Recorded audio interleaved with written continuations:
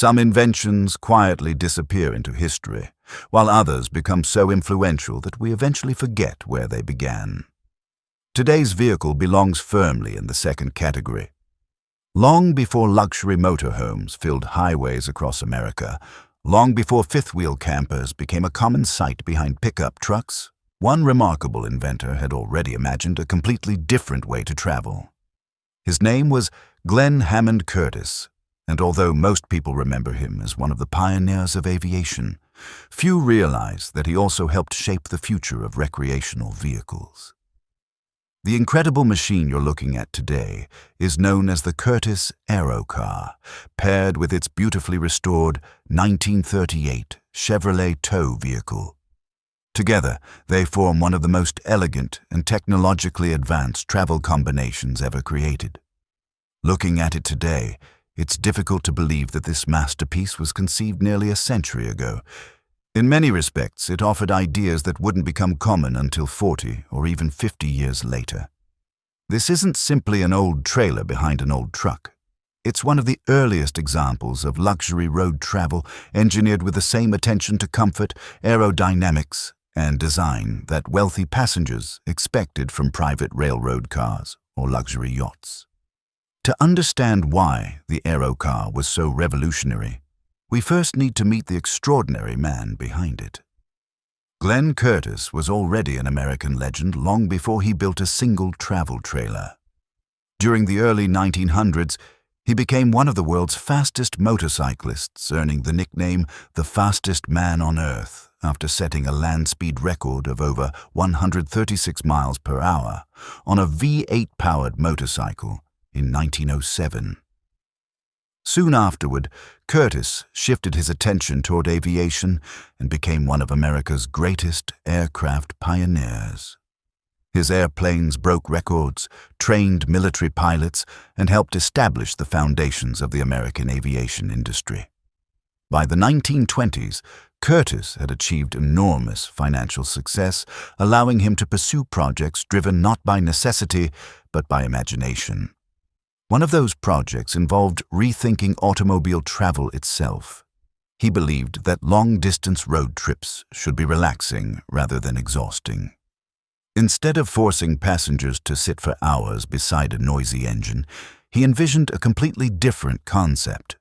The driver would remain inside the tow vehicle, while the passengers could relax in complete comfort inside a luxurious trailer that functioned as a moving hotel suite. It was an astonishingly modern idea, decades before the RV industry truly existed. Curtiss introduced his first Aerocar prototypes during the late 1920s, astonishing both journalists and automobile manufacturers. Unlike conventional trailers of the period, which were often little more than wooden boxes mounted on wheels, the Aerocar was engineered from the beginning as a luxury product. It featured a sophisticated, streamlined aluminum body whose smooth curves were inspired directly by aircraft fuselages. Every surface had been shaped to reduce aerodynamic drag while creating an appearance unlike anything else traveling America's highways. Even today, many people compare the Aerocar to the famous Airstream trailers, but the truth is even more remarkable. Glenn Curtiss introduced his streamlined design years before Airstream became famous, making the Aerocar one of the earliest examples of aerodynamic recreational vehicle design ever produced. Contemporary magazines were so impressed that Fortune magazine famously described it as the Rolls-Royce of trailers. Considering that a complete Aerocar outfit cost nearly as much as a luxury home during the Great Depression, the comparison was entirely appropriate. One of Curtiss's greatest engineering achievements was the development of his innovative Aero Coupler system. Many people mistakenly believed the Aerocar was simply another trailer attached to a hitch, but that couldn't be further from the truth. Curtiss understood that conventional trailer couplings produced instability, uncomfortable ride quality, and poor handling at highway speeds. His Aero Coupler created a rigid yet articulated connection between the trailer and tow vehicle, transferring part of the trailer's weight directly onto the towing chassis. This dramatically improves stability while reducing sway and making the entire combination feel like a single integrated vehicle rather than two separate machines connected together. Although fifth-wheel coupling systems already existed in commercial transportation, Curtiss refined the concept specifically for luxury passenger travel. Many engineers consider his solution one of the earliest examples of applying commercial hauling technology to recreational vehicles. Modern fifth-wheel campers still rely on the same fundamental principle nearly 100 years later.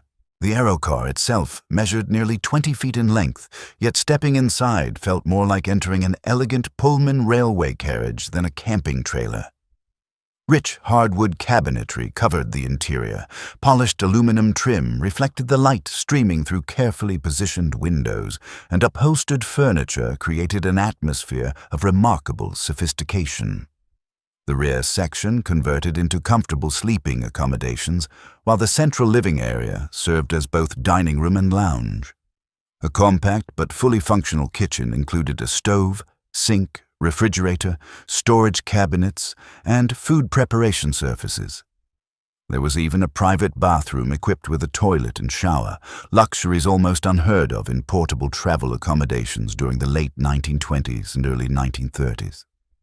Electric lighting, running water, built-in wardrobes, and carefully designed ventilation transformed the Aerocar into something that felt decades ahead of contemporary trailers. Wealthy customers who previously relied on luxury railway travel suddenly discovered they could enjoy similar comfort while exploring virtually any road in America. Perhaps the most remarkable feature wasn't something passengers could see at all. Curtiss believed that the greatest obstacle to comfortable road travel wasn't the road itself. It was the engine.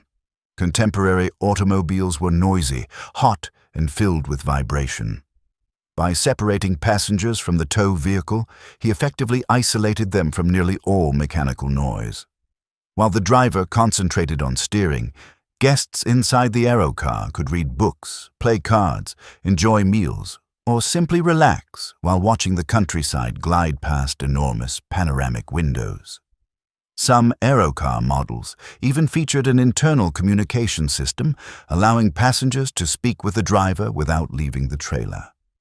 Today, these ideas seem perfectly normal, but during the early 1930s, they bordered on science fiction. Curtiss wasn't simply designing a better trailer. He was redefining the entire experience of traveling by automobile. When Glenn Curtiss passed away in 1930, production of the Aerocar gradually slowed, but the concept refused to disappear.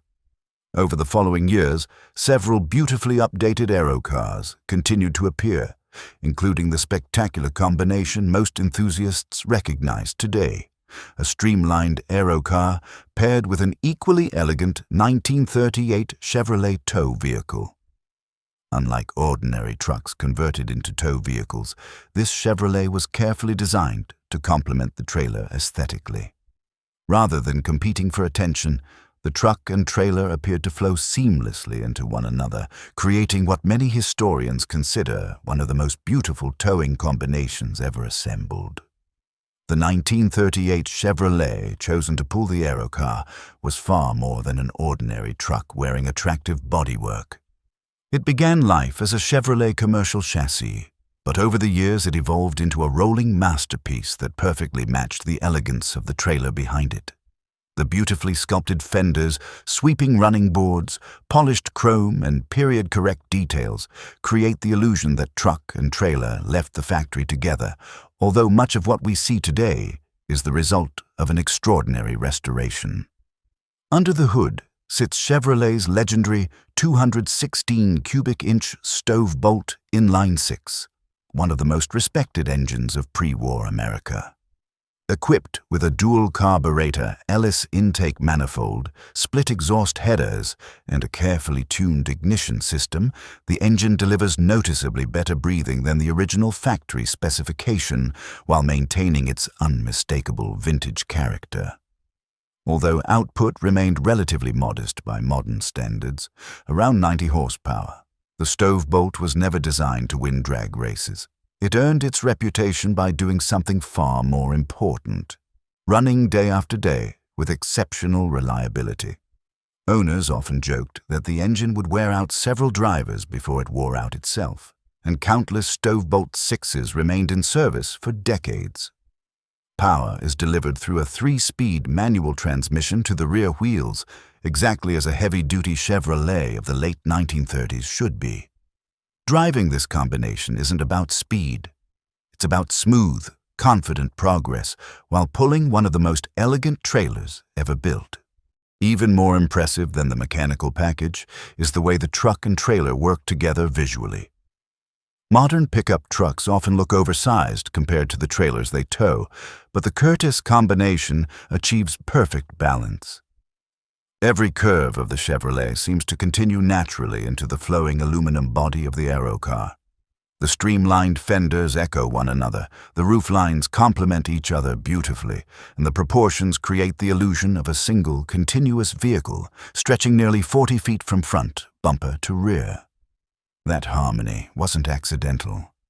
Glenn Curtiss believed that a travel outfit should be designed as one complete composition rather than two unrelated machines connected by a hitch.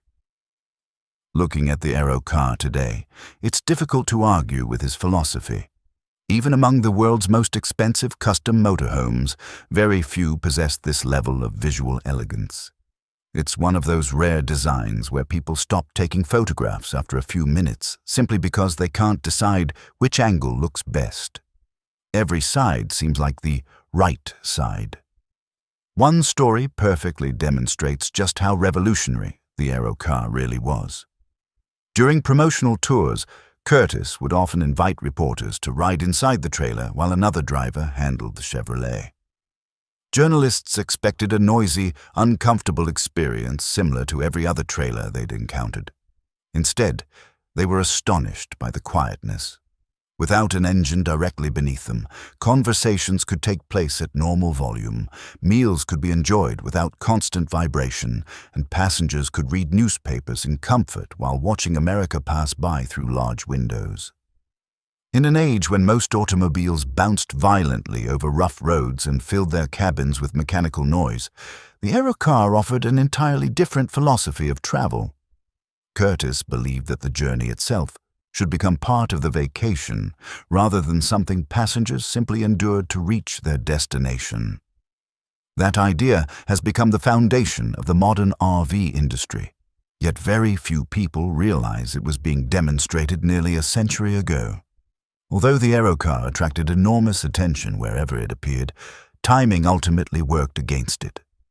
The Great Depression drastically reduced the number of wealthy customers capable of purchasing such an expensive luxury vehicle. Soon afterward, the outbreak of the Second World War shifted American industry toward military production, effectively ending development of many ambitious civilian projects. Only a relatively small number of Aerocars were ever completed, making surviving examples extraordinarily rare today. Ironically, the ideas pioneered by Glenn Curtiss never disappeared. Decades later, manufacturers across North America embraced fifth-wheel trailers, integrated travel combinations, aerodynamic construction, and luxury interiors, precisely the concepts Curtiss had introduced years earlier. In many ways, the industry eventually caught up with his imagination. Today, this beautifully restored 1938 Chevrolet and Curtiss Aerocar represent far more than a stunning classic vehicle. They are rolling reminders that innovation often begins with individuals willing to ignore convention. Glenn Curtiss had already changed the world through motorcycles and aviation, yet one of his most overlooked achievements may have been transforming the way people experience long-distance travel on the road. Every modern luxury fifth-wheel camper, every premium towable RV, and every designer travel trailer owes at least a small part of its heritage to the remarkable ideas pioneered by Curtiss almost 100 years ago. Looking at this magnificent combination today, it's impossible not to wonder how people in 1938 reacted when they first saw it, gliding silently down the highway. To them, it must have looked like the future had arrived decades early. Some classic vehicles are remembered because they were fast. Others became famous because they were beautiful. The Curtiss Aerocar earned its place in history because it completely reimagined what road travel could become. It proved that comfort, engineering, elegance, and imagination could exist in a single machine, creating an experience unlike anything the automotive world had seen before. Nearly a century later, it remains one of the finest examples of visionary design ever placed on wheels. And if you enjoy discovering forgotten automotive masterpieces, remarkable engineering, and vehicles that were generations ahead of their time, don't forget to subscribe to On Wheels, because there are still countless incredible stories waiting to be uncovered.